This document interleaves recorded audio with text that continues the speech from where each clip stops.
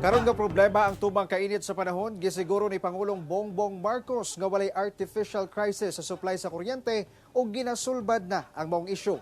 Kini ang nahimong pahayag ni PBBM atol sa pagbisita sa BARM. Ani ang report.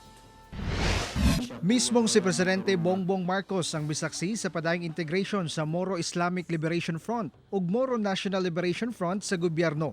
Usa ka gatos ka miyembro nila ang graduate na ug nahimong patrolman o patrolwoman sa Philippine National Police. Human masala sa 2022 qualifying exam hangtod sa unom ka bulan nga Bangsamoro Police Basic Recruitment Course.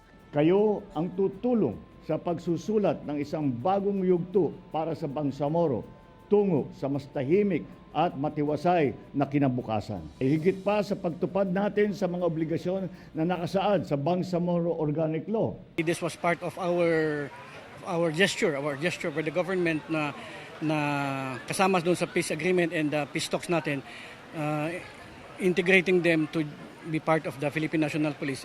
Emosyonal ang rank 1 sa maong batch, ang 22 anyos nga si Patrolman Alcaizar Faizal nga kanhi mag-uuma. Sa paghihirap sa aming dinanas, uhaw, hapdi at pagod aming tiniis.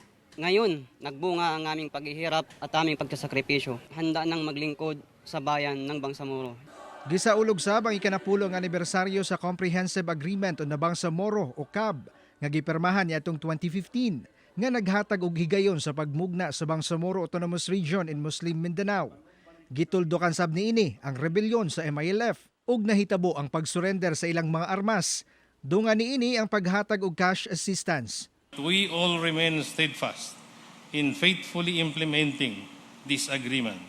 In doing so, we will completely bring the letters of the CAB into reality. Gipangunahan sab sa Pangulo ang inaugurasyon sa 5 billion pesos nga irrigation project sa Cotabato Province nga mapahimuslan sa kapin-4,000 mag-uuma. Mas maganda kasi ngayon sir kasi mayroon ng irrigation, mas malaki ang harvest namin. Sa paglibot sa rehiyon, gilatag sab sa Pangulo ang plano nga sulbaron ang problema sa overloaded nga mga power grid.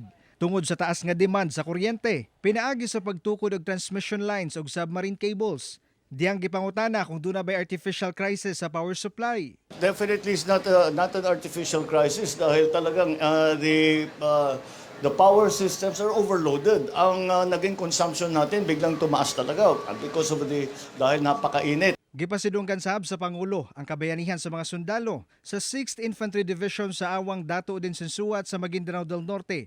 Lakip mga samdang sundalo nga napakaron sa ospital. Ako si Tony Humamil para sa One Mindanao.